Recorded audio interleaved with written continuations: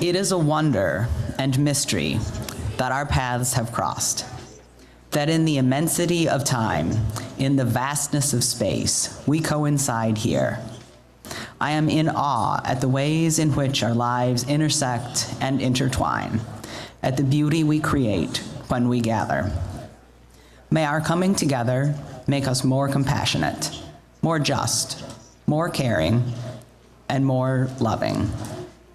May our hearts and minds be open to this offering. I am so glad you are here. Let us worship, and let us marvel at the miracle of being here, right now, and the mystery that has brought us together. These words come from Tanya Y. Marquez. Good morning, everyone, and welcome to People's Church. Whether this is your first time at People's Church, or you come every Sunday, or anywhere in between, I welcome you.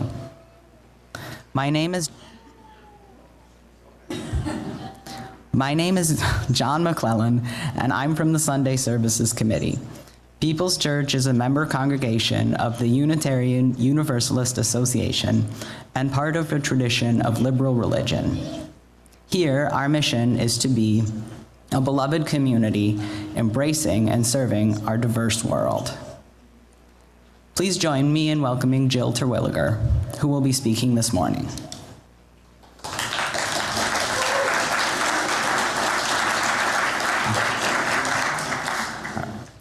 Jill Terwilliger is an independent grief coach at NBOW Coaching and a hospice grief counselor. She is an ordained UU minister who served congregations in Michigan and Minnesota from 1998 to 2008. Since leaving parish ministry, Jill has worked as a hospice chaplain, a restorative justice facilitator and trainer, a mentoring matchmaker, and an artist. Jill lives in Kalamazoo, next door to her mom, people's person Ann Terwilliger, with her partner and their blended family of 2 cats and 2 chihuahuas. Welcome, everyone. All right, so our first announcement is that after the service, Jill will be holding a discussion group in room 19. And second, I'd like to call Dolores Strom up to talk about the bazaar.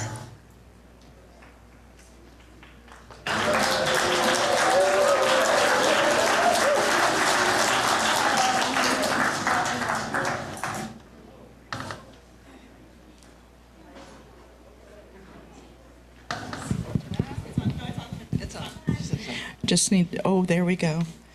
I usually hide, but they told me I couldn't hide this time, so here I am. We had a bazaar here, you might have noticed. Okay, and in order to have that amazing experience, it took the work of many, many people over an extended period of time. And we're going to thank some people individually, but just know there are so many, we're not going to be able to thank everyone individually. But what we're going to do is we're going to call up the committee members who've been meeting for, 6 months? So area leaders, could you come on up? Please. Hey, if I have to be up here, so do you. All right. And we're going to just briefly tell you a little bit about who these people are and what they've done. And I see we do have some hiders. Okay. So first off, we want to thank, we sold some pasties. Maybe more than, I think it was around 700. And that couldn't have happened without Bob Friedel, who is our chef. And also many, many people who volunteered their time to come and make dough and chop veggies and assemble the pasties and wrap and cool them. So thank you all for that. All right, and I'm Rochelle, and we're sharing. We wanted to just sort of They aren't here, but we wanted to thank the artists and vendors who participated. We had 29 this year, and you saw how amazing they were.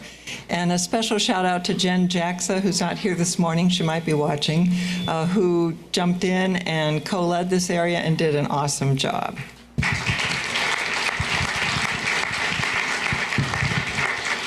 Okay, next up for thanks is our publicity team, who are rock stars. Rachel Harms, Rick Johnson, Rick's here. And Eli, of course, has been instrumental in just about everything we do, but she helped a lot with the publicity. I'm sorry. And Rick's writers wandered around putting our posters up everywhere. And who else? Everybody who helped to promote. So I just want anybody who helped with that promotion, if you had a yard sign out in your yard, if you helped Rick Riders, could you stand up so that we can all appreciate that? Invited somebody? Yes, if you invited someone. Right, thank you so much. Right, let's go faster. Okay, sorry. And then, you know, the heart of this and what funds our income from this event, Maggie, you're supposed to be up here, is people's specialties. So Lori Roop somehow leads this, and her tremendous team of people, of arrangers and sellers, and then all of you who did come through and loaded the tables so generously. We did more, we did different, we did amazing. And with all of your homemade foods and crafts, and including Martha Beverly, this sounds like a rock group, Martha Beverly and the Limpa Bread Bakers. So thank you. Thank you everyone who brought things.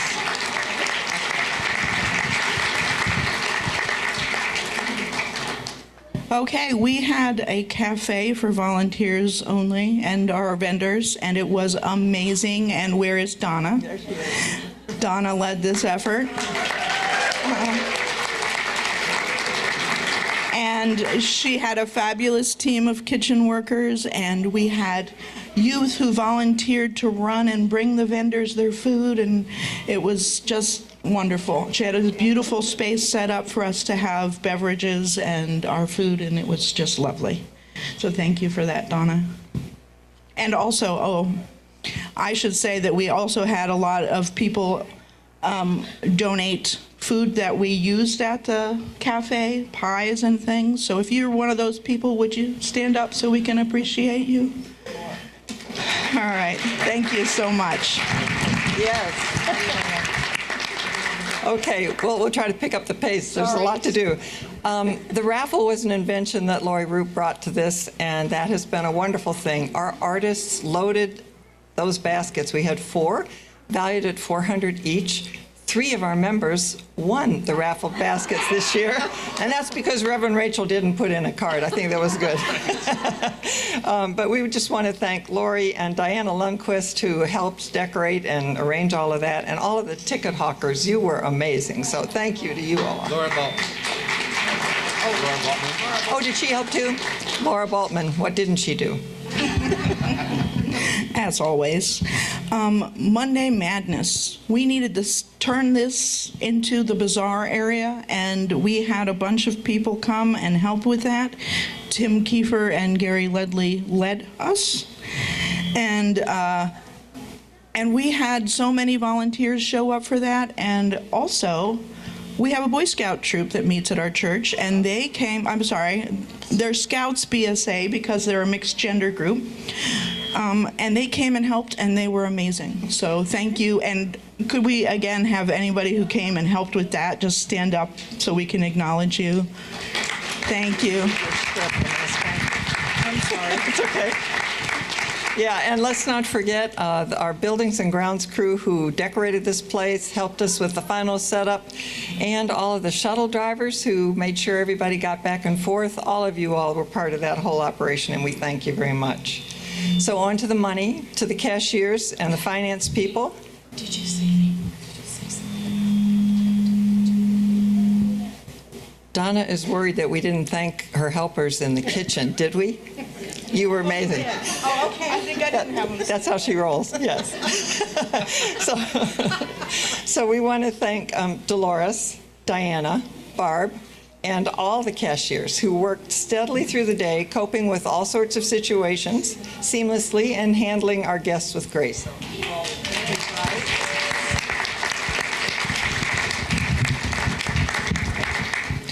Greeters. We had people welcoming people at the door and telling them where to go. So Reverend Rachel and her team of Merry Elves, and they warmly welcomed and oriented our guests. And we also had our safety and medical team members on duty.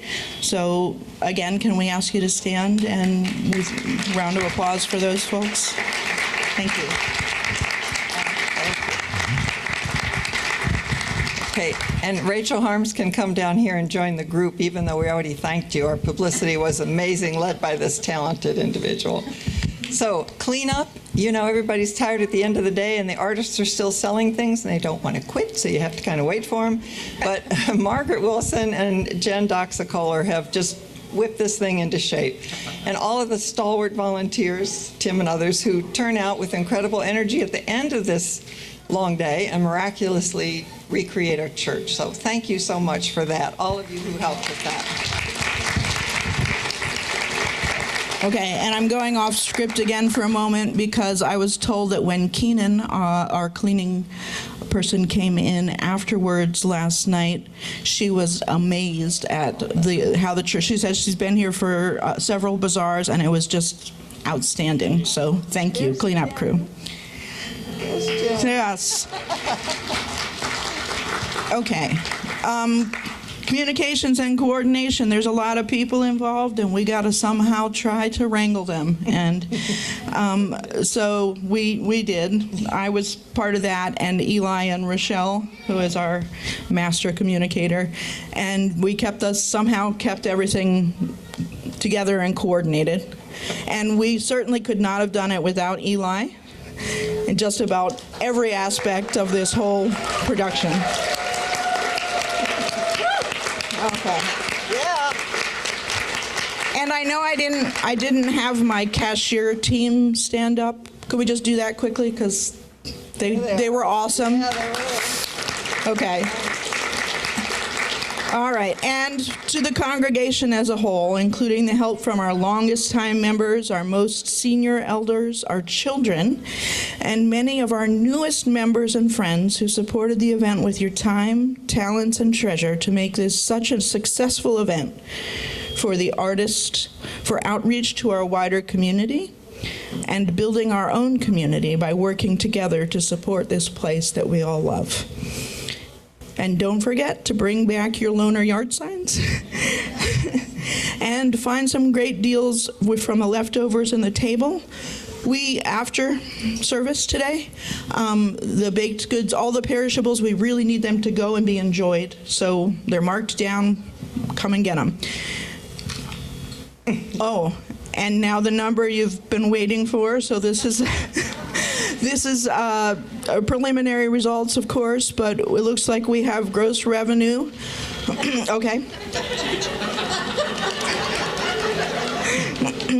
Gross revenue of about $16,000. Thank you. And then, of course, you know, there were some expenses, so we'll actually expect to net around $13,000 for the church. So thank you so much. Awesome job, my friend.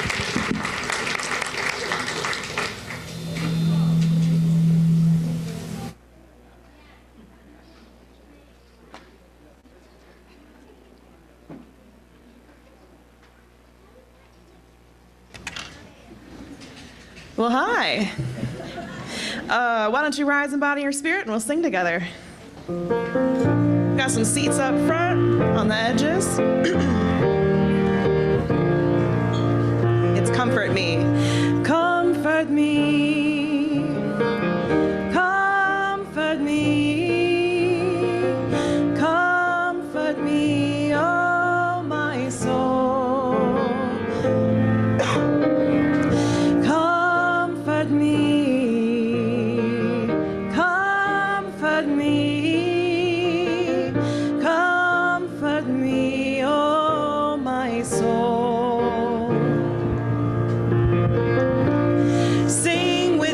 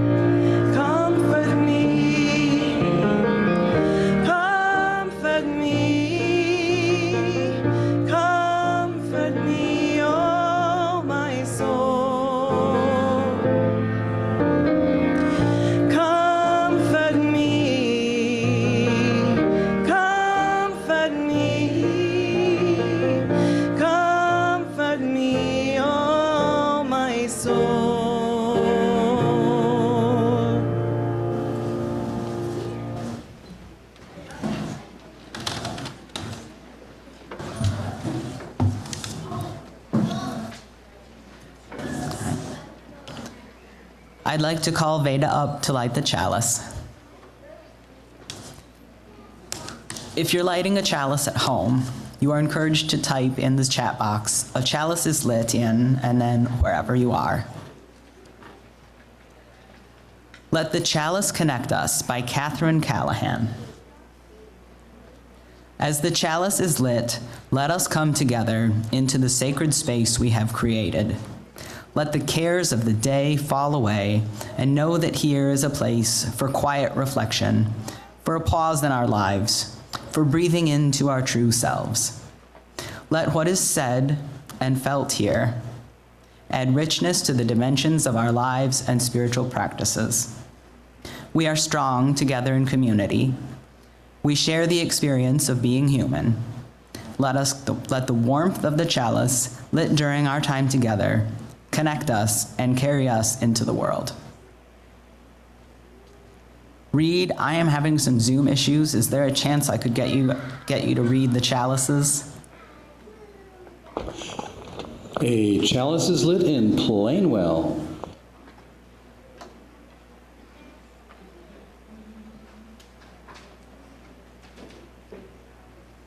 A chalice is lit in Mattawan.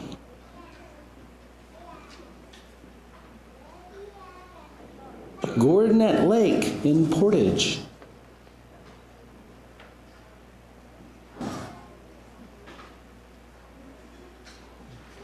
And one in Denver. Thank you, Reed. You're our AV hero.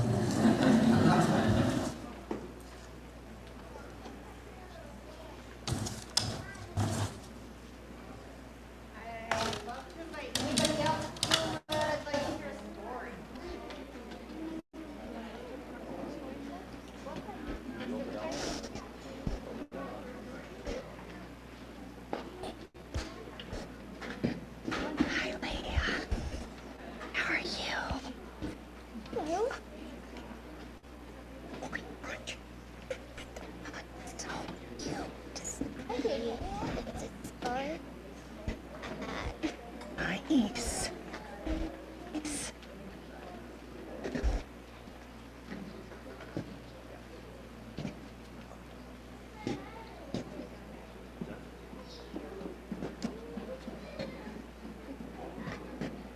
Today I want to read you a story that I found in our church library that was first checked out in 1974, which seems like just a couple years ago, but I think it was a lot. And it's such a sweet book. It's a story about a little boy whose grandpa passed away with the special relationship that they had together. And it's in memory of Grandpa Max. So he's telling about his grandpa, and he's got his cat with him too. My grandpa was very, very old. He was much older than me. He was much older than my mother and father, and he was much older than all my aunts and uncles. He was even a little bit older than the bakery man down the street. My grandpa taught me how to play checkers. And he read stories to me, and he helped me build my first model, and he showed me how to reach out with my bat and hit a curveball, and he always rooted for my baseball team. One day, Grandpa and I took a long, slow walk together, and Grandpa stopped to rest a while. "David," he said, "I am getting very old now, and surely I cannot live forever." And then Grandpa put his arm around my shoulder, and he went to talking on in a soft voice. "But I'm not afraid to die," he said, "because I know that you are not afraid to live." And I nodded my head in a very thoughtful way, even though I had no idea what he was talking about. Just 2 days later, Grandpa sat down in our big white rocking chair, and he rocked himself for a very long time, and then very softly, very quietly, my grandpa closed his eyes, and he stopped rocking. And he didn't move anymore, and he didn't talk anymore, and he didn't breathe anymore. And they told me that my grandpa died. Oh, there's his cat, still having a little nap. Oh. What is it? Rocking chair, cat. My mom cried and cried and cried, and my dad and so many people came over to our house, and a lot of crying took place. And they took Grandpa away and they buried him. And then people started coming over to our house. So many people came over. They pulled down all the window shades and they opened all the, our whole house started to look like it was going to cry. Even the red shingles on the roof, even the white shutters on the windows, even the flagstone steps going up to the door. And everyone was very sad. I was sad too. I thought about my grandpa and I thought about all of the things that we used to do together. And in a little while, I noticed that I had kind of funny, empty, rumbly, scary, squishy kind of feelings right down in the bottom of my tummy. And some tears started streaming down my cheeks. Somehow, I didn't feel like sitting in that living room with all those sad grown-ups, so I played in my room for a while. I built some Legos, I did some jigsaw puzzles, I colored, I did some marbles, and the people would come in and they would kind of pat me on the head a little bit. They didn't seem to mind. Well, if you sit down, then everybody can see the pictures. So people seemed to pat me on the head, and you know what I thought? They seemed to know that my grandpa and I had a very special relationship, and that we had a lot of special talks together. Finally, one of my friends came over, and he knocked on the door and asked me if I would come over and play baseball at the park with my friends. And the grown-ups didn't seem to mind, so I went to the park to play ball. And the next thing I knew, it was my turn up to bat. And I looked around and I saw that the bases were loaded. I took a deep breath and I tried to forget about that rumbly feeling in my tummy for a minute. Planted my feet firmly on the ground, just like my grandpa taught me. I grasped the bat with two hands and whack! I hit it out of the park. I had the best hit ever in my life, and I ran and I ran and I ran and I ran so fast with all the strength and power and speed that I had in my whole body, and it was a grand slam home run. And somehow, right at that moment, in that field, in the middle of all the cheers and shouts of joy, I could almost see my grandpa's face breaking into a great big happy smile, and it made me feel so good inside that all the rumbles in my tummy disappeared for a moment. And the solid hardness of the ground under my feet made me feel good inside, and the warm touch of the sun on my cheeks made me feel good inside. And it was at that very moment that I began to understand why my grandpa was not afraid to die.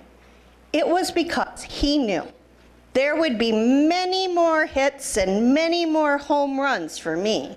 It was because he knew that I would go right on playing and reading, running and laughing and growing up.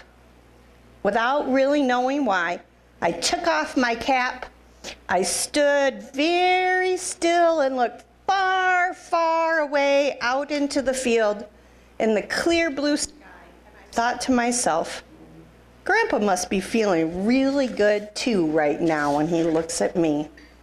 And then I heard the umpire call, "Batter up," and I went on back to the game. Now I want you to just very quietly raise your hand if you have had a grandparent who has died or passed away.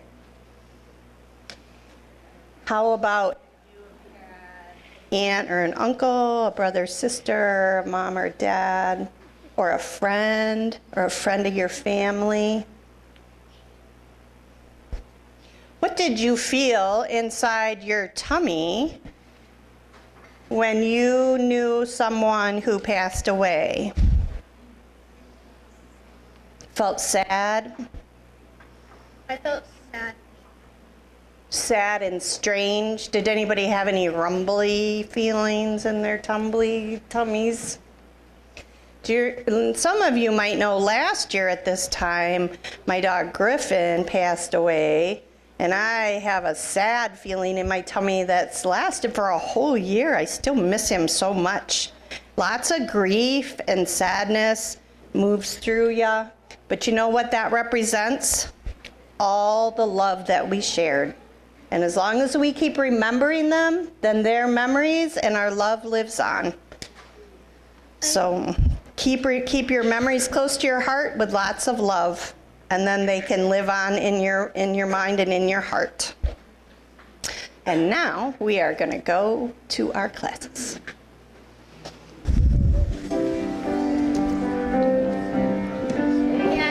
Peace in search of wisdom, with love to guide you on your way, and may the joy of life surround you wherever you may go.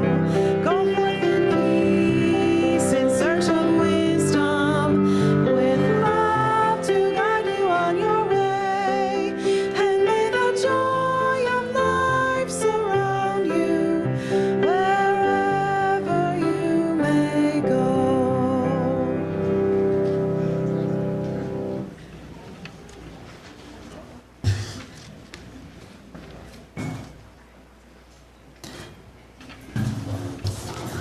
A religious community is like a river formed from the many streams of our lives that meet and merge and flow to the sea. As members and friends of this religious community, we share our time and energy, our creativity, imagination and vision, our talents, skills, and gifts, and the streams of our individual lives to create a river that is both deep and broad. A river that is made of many streams, sustains life, and refreshes the land through which it flows. But the river of this community also depends on our shared financial support that makes real our shared values and vision. We will now receive an offering for the support of this religious community and its worth in the world. You are invited to give generously and joyfully as you are willing and able. The offering will now be received.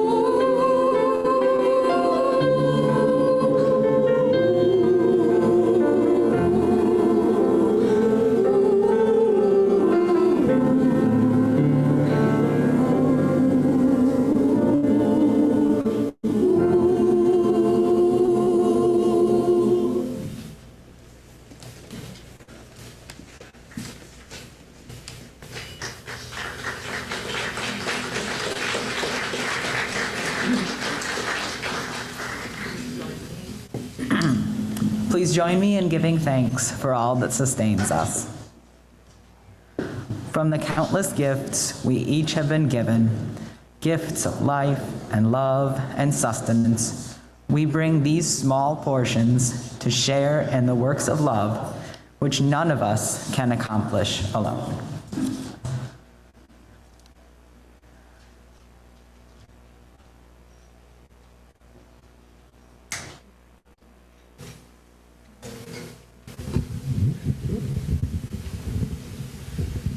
Each Sunday, we take a moment to share with one another the joys and sorrows, concerns and milestones in our lives.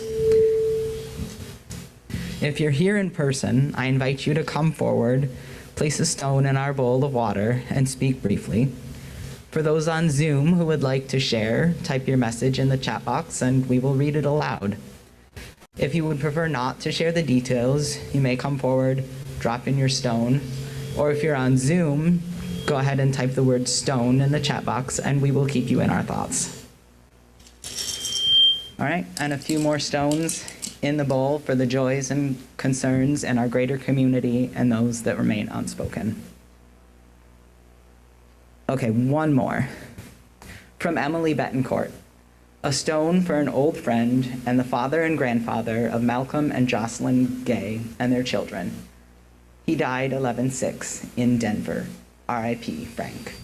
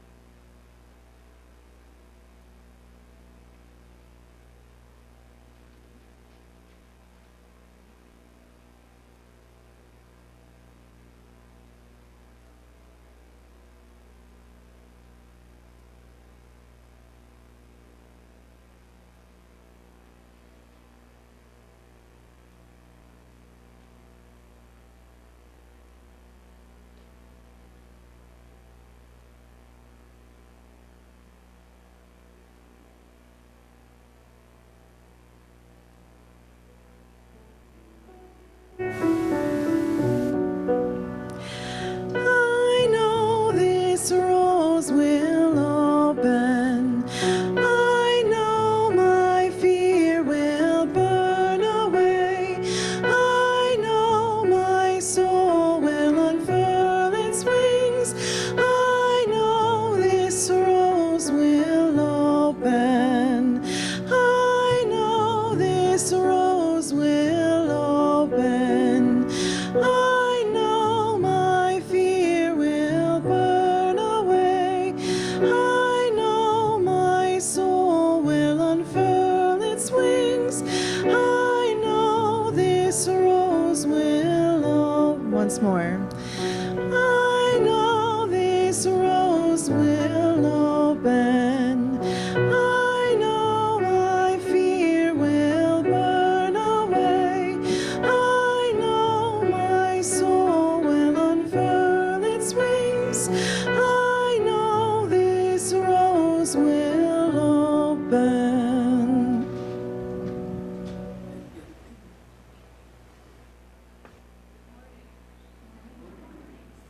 It's been a long time since I've been in a pulpit. I thank you for your generous welcome this morning. I want to start by saying that even though I'm talking about grief, it's okay to laugh.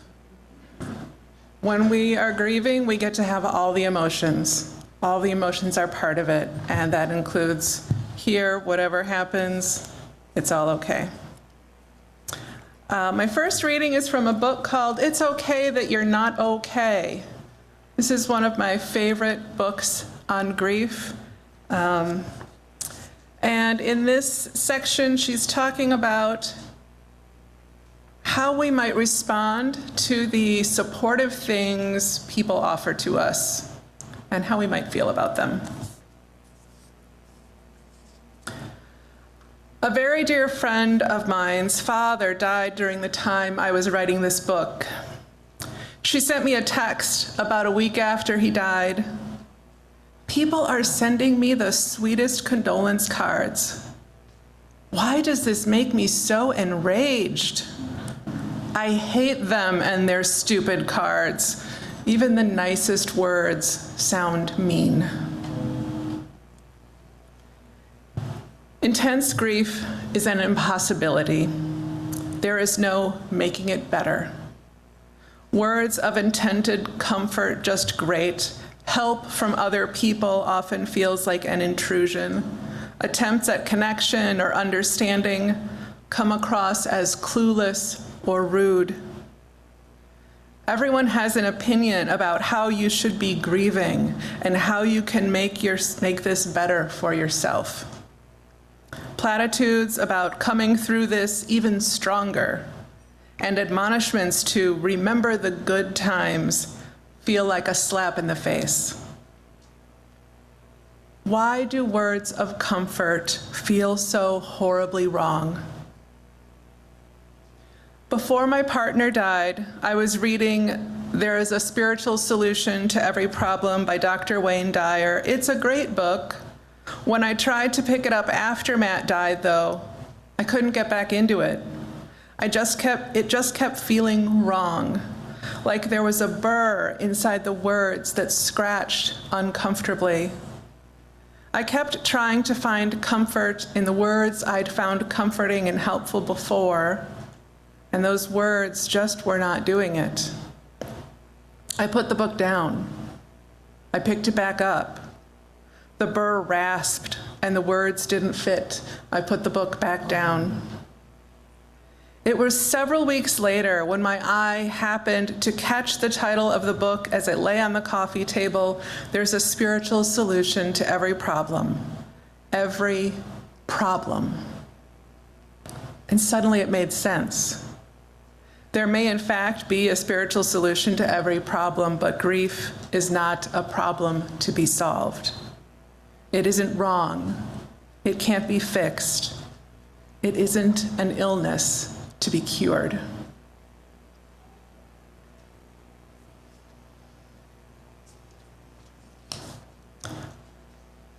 My second reading comes from my new hobby of attending memorial services with my mother.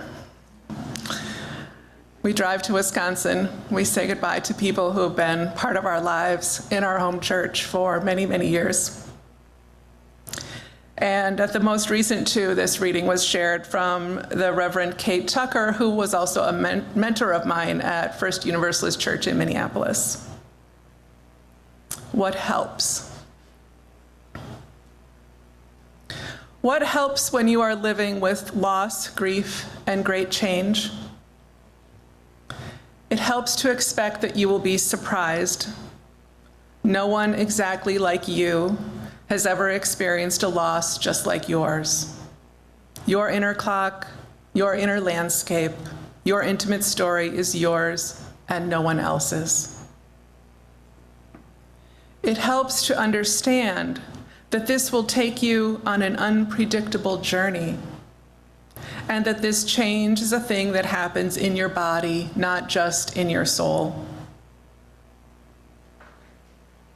It helps to know that your feelings can be complex and multiple.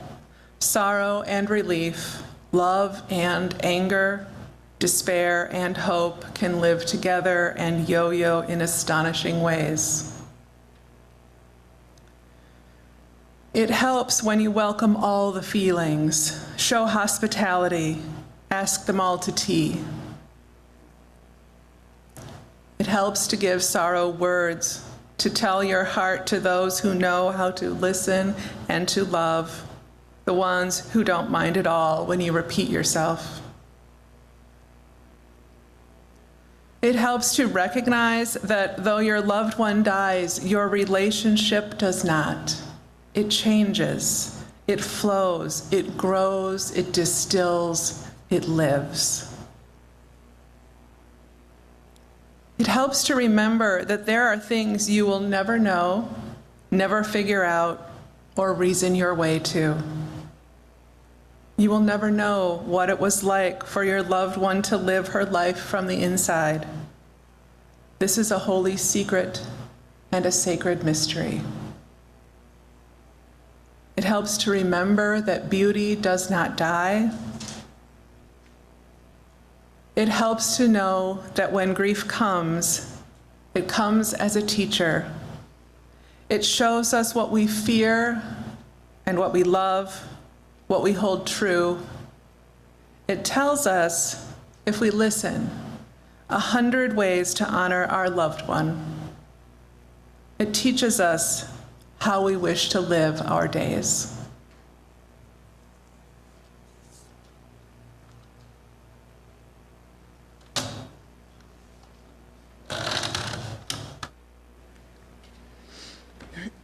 I invite you to find a comfortable sitting position from which you can sing.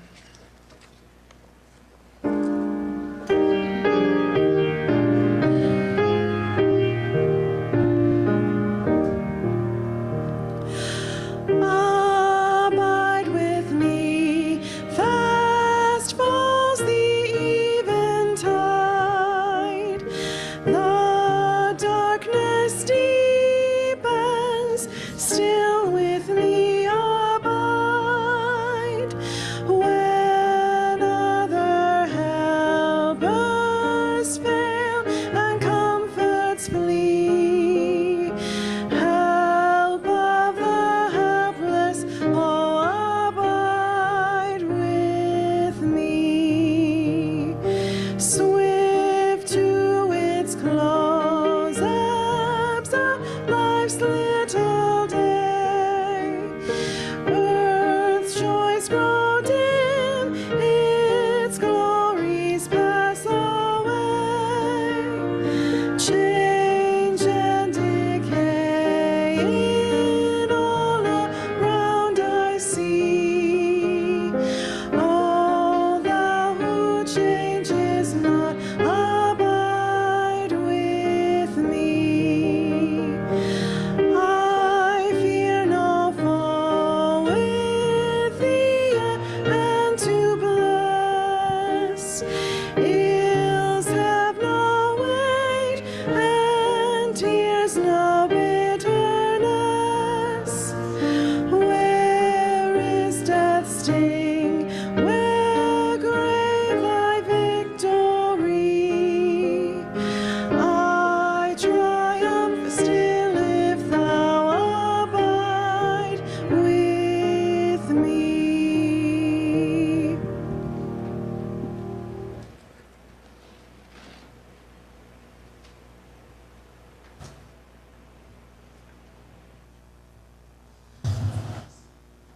If you want to stop a conversation and make everyone around you uncomfortable, tell them you're a grief coach.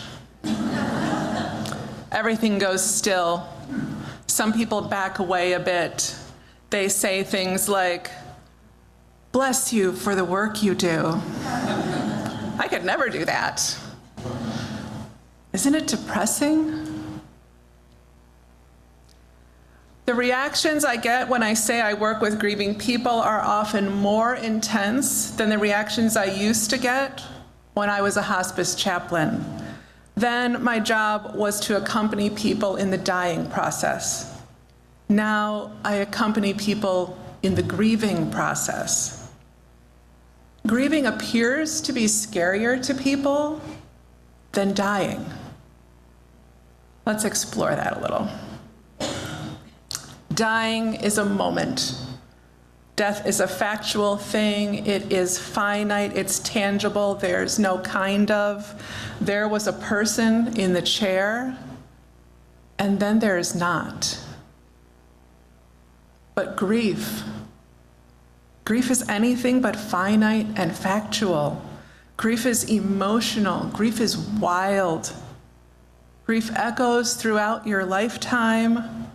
the chair stays empty for the rest of your life. A member of a grief group once asked if I see people get better. I do, I said. I do. I see people step out of their own comfort zones and discover new things about themselves.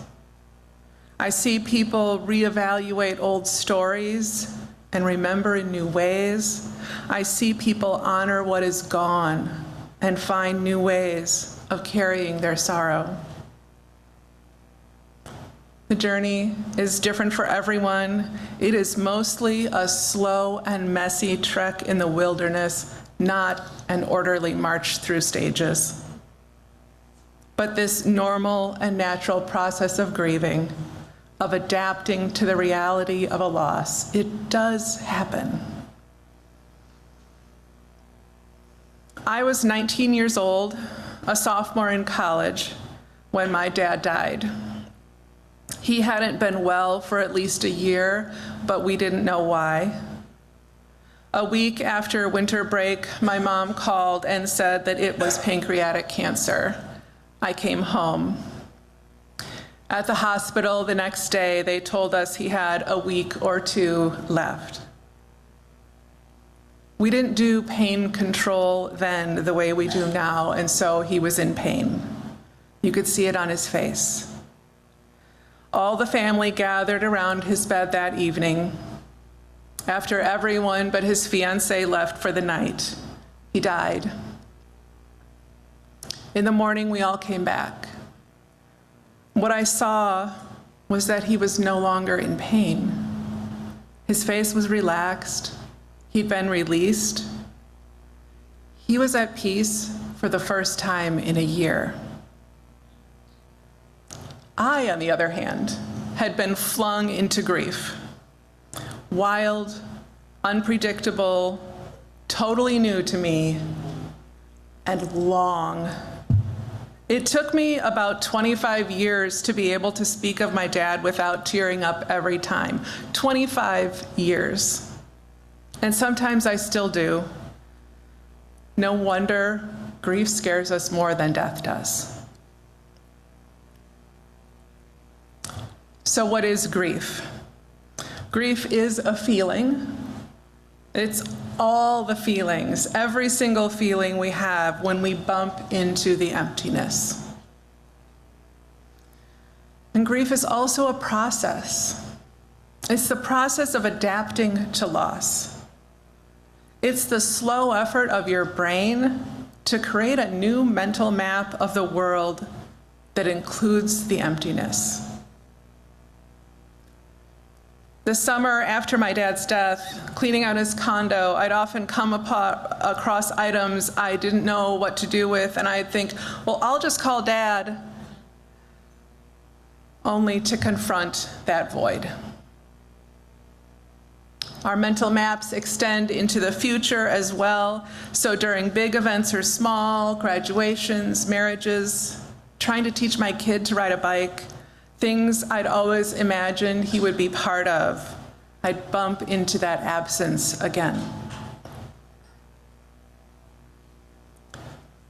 We think of grief primarily as a response to the death of someone important to us, but there are so many kinds of grief. Anytime something changes, we grieve. Even good changes, like moving to a new house, starting a new job, involve grief because something has changed, which means something has ended. I have grieved a parent and a marriage and a career and leaving a community for a new job. People grieve financial stability, physical and mental abilities, health, ruptured relationships, identities, safety, ideals and dreams. None of us are exempt. So, many of us have some fear of grief, absolutely reasonable, but is it the most useful response? When we experience fear, It triggers our physiological stress response, fight or flight. We've all heard of that. You might also be familiar with freeze, where we play dead and hope the threat goes away. But here's the thing about grief. You can't outrun it. The person is still gone. The chapter is closed. Your identity is irrevocably changed. If we could fight our way out, we would have already done that. And you can't play possum forever. The reality remains every time you open your eyes. That doesn't stop us grievers from trying all of these responses. My first classic response was to flee back to college. I just wanted to get in my dad's car and drive back to how things used to be. The following summer, in fight mode, I unleashed on someone who complimented me on my dad's car. Yeah, I have a Saab, but at least you have a dad. 2 years later, after not shedding a tear for a year, a good long freeze, I went to a movie with my roommate and her friends, a movie that included a parent dying from cancer. I began crying uncontrollably, body-wrenching sobs that I couldn't stop. I started releasing a year's worth of pent-up emotion during the drive home with total strangers. No wonder grief frightens people.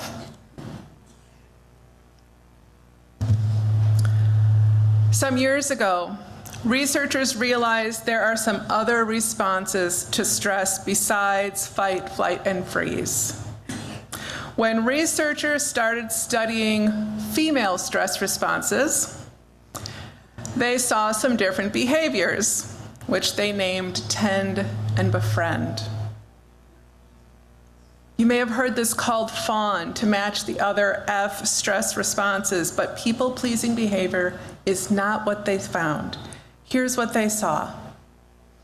The females of a species are most often the caretakers of the children. Flight is more challenging when you're traveling with little ones. Fight may put you all in danger.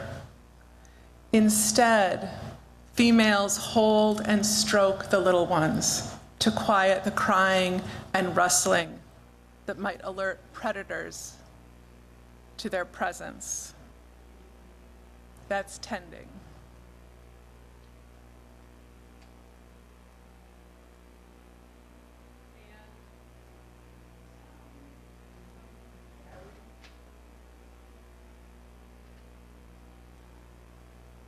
And?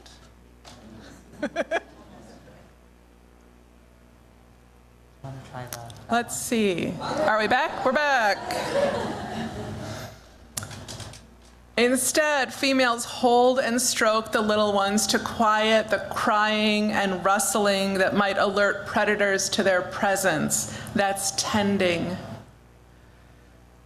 And they affiliate with other females to create a larger group, helping each other and creating safety in numbers. That's befriending. Tend and befriend. So let's review. We experience a major loss. Grief brings big, overwhelming emotions. We panic, triggering fight or flight or freeze responses, which we hope will protect us from the pain of the loss, but which don't actually help us adapt to living with the emptiness. What if we tried tend and befriend instead? Sometime after my freeze ended, my church introduced a new sung benediction, the old Irish blessing. You might know it starts, "May the road rise to meet you, may the wind be always at your back." It was the benediction we'd used at my dad's memorial service. The first time I heard it sung at church, I burst into tears again. For a year at least, maybe more. My church used that benediction every single week. It felt like forever. Every week I cried. Every week it was like a spotlight trained on the emptiness. There was no avoiding it. I could have stopped attending. I could have left the service early. I could have asked the music director to please choose something different. Instead, I came to church every week knowing I would be reminded of this empty chair, and I would feel all the feels and the tears would flow. Over the months, that emptiness became more familiar and sweeter. It became a time to connect with my dad's memory, to recall him singing in his own church choir, to remember his strong hand on my back, pushing me up a hill on my bicycle, or warming me on a chilly day at our cabin. Every week I was learning that I didn't have to protect myself from the feelings of grief. I was learning that when I let them flow in their natural course, without fighting or freezing, they would flow away just as naturally. It's important to say here that when I suggest befriending your grief, I'm not suggesting you need to be glad or grateful for it. I'm not glad this chair is empty. I'm not glad my dad died. I'm not glad I left congregational ministry or that my marriage ended. I would give a lot for none of these things to be part of my life, even the ones I chose, even though I love the life I've built around them. But the chair is empty. And now or someday, there will be an empty chair in your life too. Grief will be your companion. How will you live with it? The details will look different for everyone. There is no right or wrong way to do this, but I have a few suggestions for tending and befriending your grief. Tend and befriend practice number 1, listen to your grief. Take your grief out for coffee, play it its favorite music, listen to its stories, go for a walk together. Let it have all the emotions, feed it chocolate. You think I'm talking metaphorically here, but I'm not. Feed it chocolate. Soothe and comfort your grief as if it were your best friend, a little baby, a scared puppy. Don't feed them chocolate. Do you expect a baby or a puppy to just suck it up and be okay? No, you love on it. Love on your grief. Tend and befriend practice number 2, honor your grief's peculiarities. You don't expect any two friends to be the same. You don't even expect you and your friend to be the same. Your grief will be different than anyone else's grief. It will take its own time. It will follow its own course. It will be messy and bewildering at times. People outside of your grief will want to rush it or fix it, but it does not need fixing, only honoring.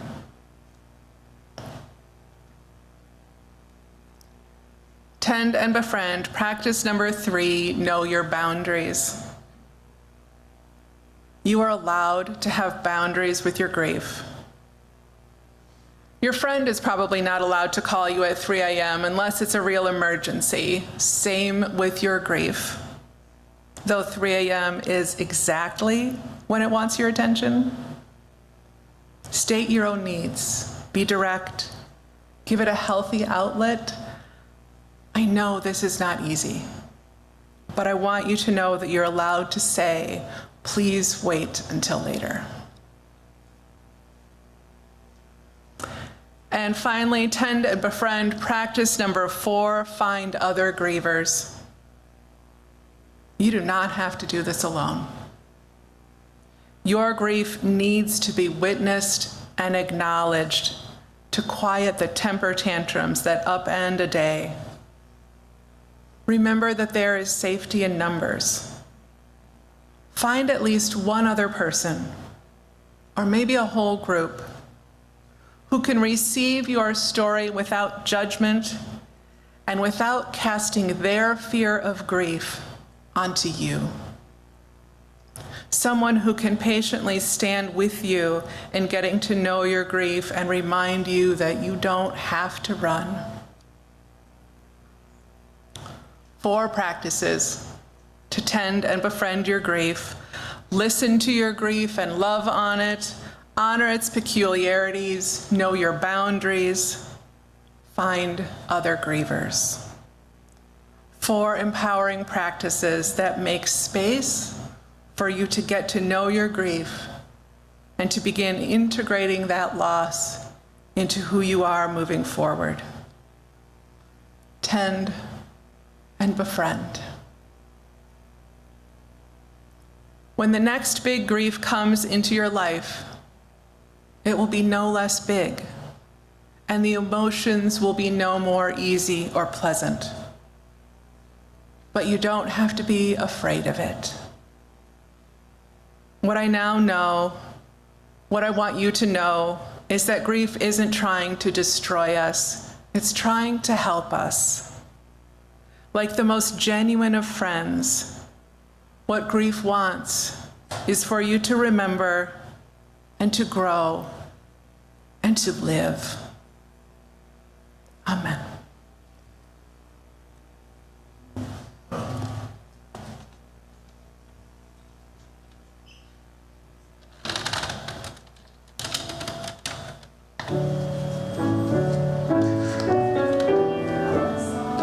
Found in your hymnals. Our next song can be found in your hymnals. It is number 86. I encourage you to find that in the books spaced out here in the chairs and to share with a neighbor. Lastly, I invite you to rise and body your spirit to sing it together.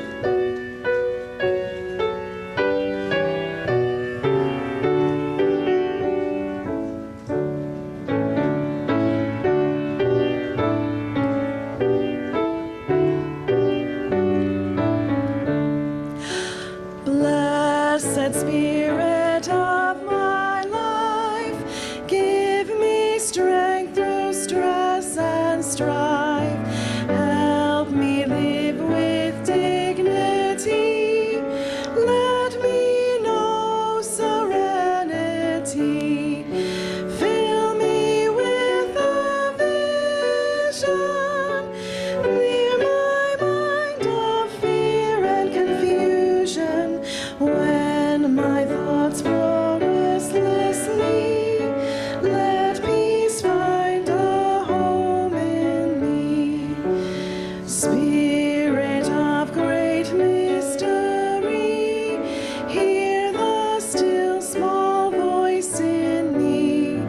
Help me live my wordless creed as I comfort those in need. Fill me with compassion, be the source of my intuition. Then when life is done for me, let love be my legacy.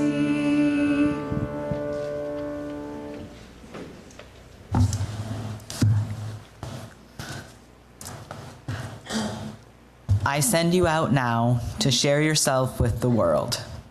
May its promise and complexity set your mind ablaze.